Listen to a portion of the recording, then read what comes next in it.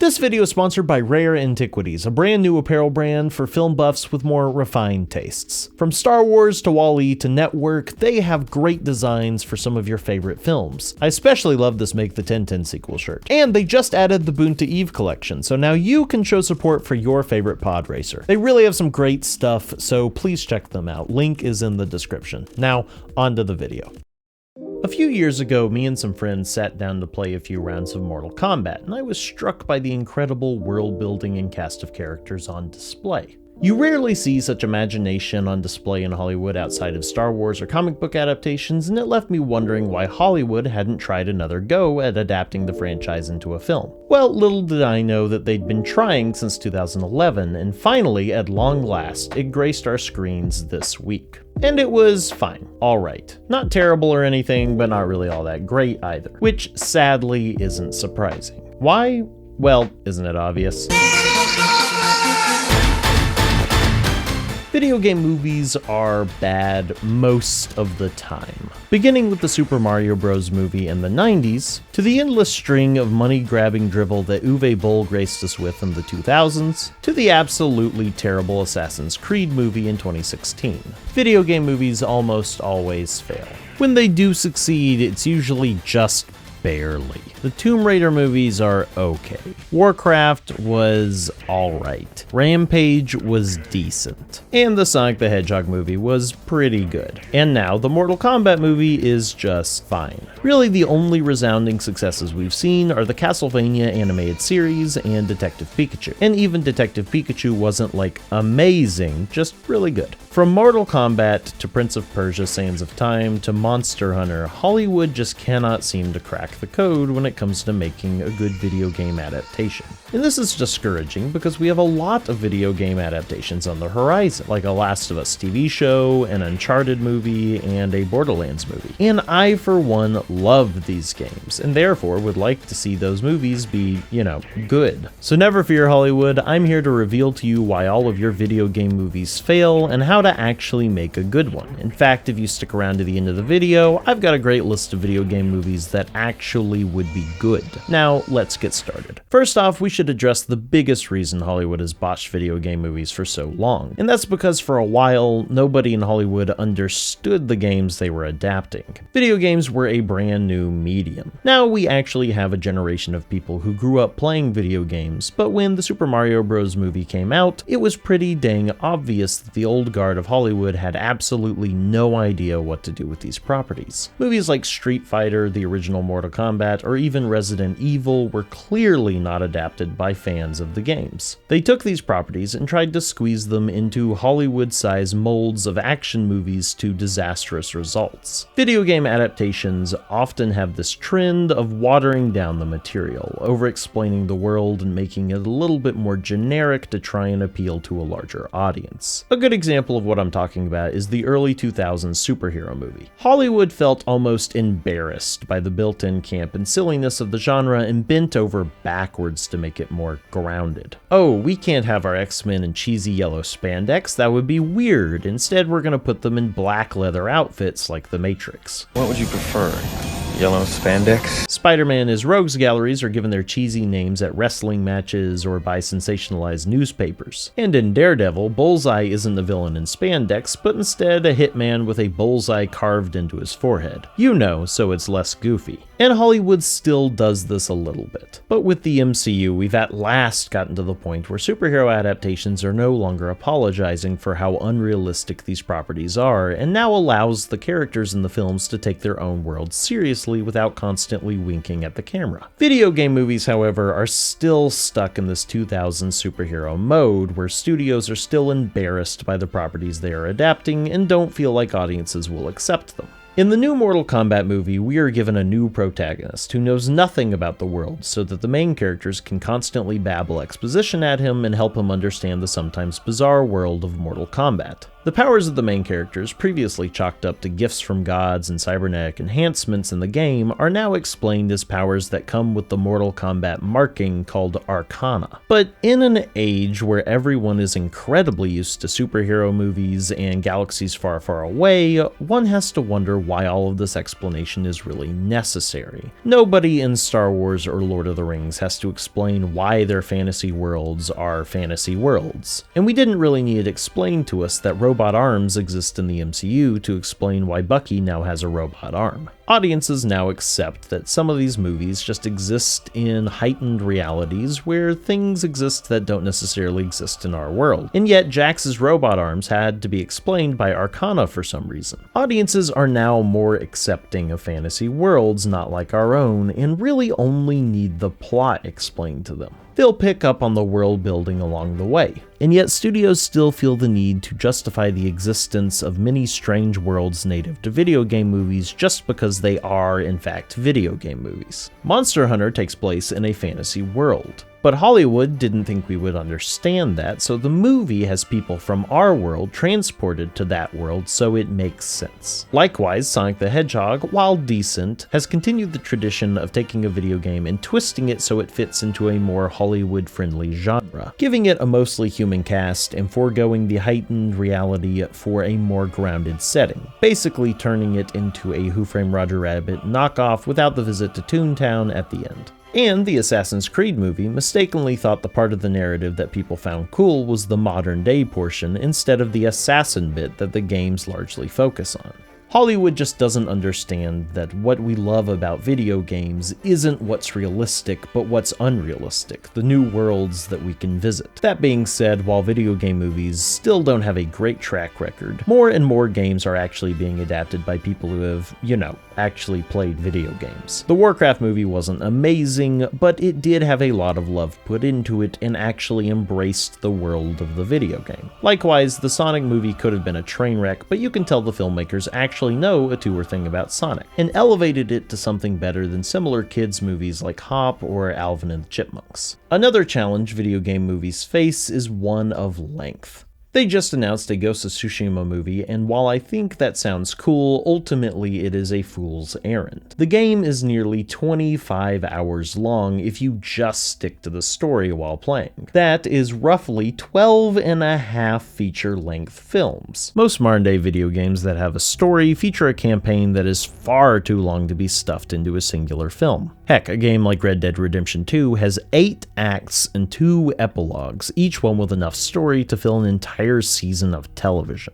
There's a reason gamers don't feel guilty shelling out $60 for a good game. They usually get their money's worth. Pirates of the Caribbean 2 writer Stuart Beatty was once hired to write the Mass Effect movie. Not surprisingly, it never made it off the ground, and the writer declared that it should have been adapted into a television show instead. Which is probably why the best video game adaptation I have seen is an animated series, and the rest are Saturday morning cartoons like Pokemon, that one Kirby show, and the dozens of Sonic the Hedgehog animated series. It's a lot easier to portray winning 8 gym battles in the Pokemon League over the course of an entire season than in one 2-hour-long movie. The extended runtime allows the creators to explore the entire world without compromising. It's why I think the decision to make The Last of Us into a TV show is a very good decision. However, it's still going to run into some issues due to video game adaptation's biggest hurdle, the medium. When you adapt anything from one medium to another, something is always lost, but something is usually gained as well. When adapting a book, you lose the reader's imagination of how they thought the world and the characters probably looked, but you gain the visual. When adapting a comic book, you gain motion and sound. But video games are already a visual medium. There are many video games like God of War that are incredibly cinematic, telling stories just as well as, and sometimes better than, movies. Adapting a story-heavy video game directly into a film feels redundant. Why do we need a Last of Us TV show if it's just going to directly adapt the game's story? It's just going to be the exact same over again, but slightly different and probably not as good. Here, video game adaptations suffer from the exact same issue that live-action Disney remakes do. What's the point of creating a carbon copy of something that's already great? It'll either be an exact replica and therefore pointless, or very different and upset fans of the original game. But then it gets worse, because video games have another element to its storytelling in that it's interactive. The Last of Us not only tells a great story, but it allows you to experience that story firsthand by allowing you to actually be the characters. If you take a cinematic game like The Last of Us and adapt it faithfully to television, it's just going to be a copy of the original, but worse. You lose a vital element of the game's story, the interactiveness of it, and nothing is really gained from the adaptation. This is why most video game adaptations are doomed to fail from the beginning. By adapting a video game into a movie, you are literally asking for a lesser version of the same thing. Not to say that video games are inherently better than movies, but by making a video game a movie, you are taking away what made the game special to begin with. The PS4 Spider-Man game is probably the best adaptation of Spider-Man I've ever seen. The story it tells blows most of the Spider-Man movies away in terms of emotion and characters, and it's incredibly cinematic. But it has the added bonus of actually making you feel like you're Spider-Man. No matter how good the next Spider-Man movie is, it's not gonna let you be Spider-Man. Likewise, the scene from Tomb Raider is good, but nowhere near as suspenseful as actually playing as Lara Croft and feeling like you yourself are in danger. Watching a story that you've already lived just doesn't compare, and on the flip side, just because something was exciting to play doesn't mean it's actually going to make for a compelling scene in a film. So what, is there absolutely no hope that a video game adaptation can actually be good? Well, let's look at the successes. We have the Netflix Castlevania show, which is pretty darn great, and the Detective Pikachu movie, which was really fun. So, what did these two do differently? Well, in my opinion, these succeeded where others failed because of the kinds of games they decided to adapt. The classic Castlevania games that the show adapts have story, and they have great lore, but they are hardly cinematic. Most of the story is told via text, and not much story transpires in the actual gameplay. Here, the process of adaptation works in favor of Netflix's Castlevania. They are able to take the bare bones of the game's story and its great lore and build something cinematic on top of it. They flesh out the story and give it a whole new life that appeals to the fans of the game while also providing a compelling narrative for those just interested in watching a TV show. Likewise, Pokemon has had so many successful adaptations because it has an amazing world to draw from with minimal story that needs to be adapted, allowing for filmmakers to do basically whatever they want with the narrative and the characters while also pleasing the fans of the game. Now, Detective Pikachu was adapted from a game with a story, but lucky for the filmmakers, it wasn't hugely popular, so few were disappointed when it deviated from the game's story while still pleasing fans of the larger franchise. Video game movies seem to do best when they take the world and the lore at large and then expand upon that. And this doesn't just apply to old side-scrollers with minimal plot. Take the BioShock franchise as an example. BioShock Infinite is my personal favorite game in the franchise because of its amazing and cinematic story, but I would not adapt it into a film because the story is already just so perfectly told. It would be entirely pointless. However, the original BioShock would make for a great movie. It has an incredibly interesting story, but not exactly a cinematic one. The beginning and ending are like something out of a movie, with amazing twists and turns, but most of the game is devoted to fetch quests where you explore your environment. Most of the main characters never even appear on screen. You interact with them solely through your radio. Here, there's an incredible opportunity to expand on the story that's already there and create an incredibly compelling movie with awesome set pieces inspired by the game, while also fleshing out these side characters and the main character by, actually having them on screen. Movie adaptations work wonders when you take a game that has a great backstory, but not much narrative, because you can just add in the narrative and make the whole experience more compelling. And now you might say, but I don't just want adaptations of video games that are light on plot. I want an Uncharted movie. Where's my damn Halo movie? Well, here I think we can take some inspiration from a different form of video game adaptation, that being the novelizations. Some of these are direct adaptations of a video game's story, but many just serve as prequels, sequels, and spin-offs. They take the larger worlds of games like Halo and Mass Effect and then expand on them, creating new stories that don't just rehash the original narrative, but actually add to it. I feel this is the future of video game movies. With games becoming more and more cinematic, there's no real point to adapting them, and we'd all welcome more stories in these worlds that we already love. The upcoming Uncharted movie starring Tom Holland fits into this nicely,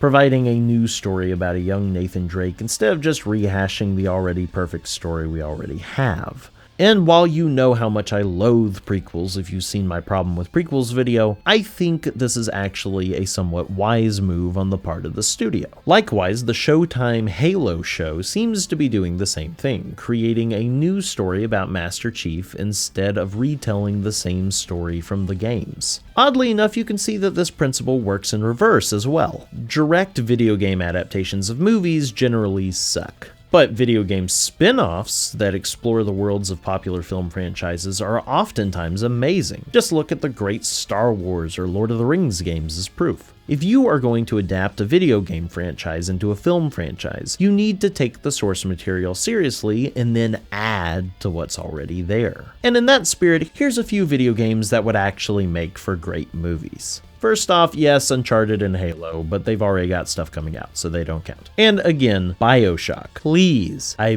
beg you. We almost got this movie, directed by the guy who did Pirates of the Caribbean and written by the guy who wrote Skyfall and Gladiator, and I am just so mad that this didn't happen. Next up, I'd love to see a movie set in the Elder Scrolls universe. You could easily create a Lord of the Rings style narrative out of this amazing world, and I want to see it. Likewise, an animated Legend of Zelda movie or show could be great. The franchise already resets the narrative for every entry in its canon anyway, so why not? I'd also love to see a Metroid movie, but gamers didn't exactly react well last time they gave Samus a voice in Metroid Other M, so I don't know how well that would be received. Next up, like BioShock, I think that Dishonored has a really interesting story that you could flesh out into something incredibly compelling if you did it right. And then there's Mortal Kombat. Yes, we just got a new one, but the whole time I was watching it, I couldn't help but think, what if we had a movie based on this that A, took the mythology seriously, and B, had a cast of mostly martial artists beating the crap out of each other? Think Crouching Tiger, Hidden Dragon meets Star Wars. How cool would that be? And you could hop on that trend of having stunt coordinators direct like John Wick or Extraction just to make sure that the action is brutal. Just please, please. And the #1 video game movie I want to see is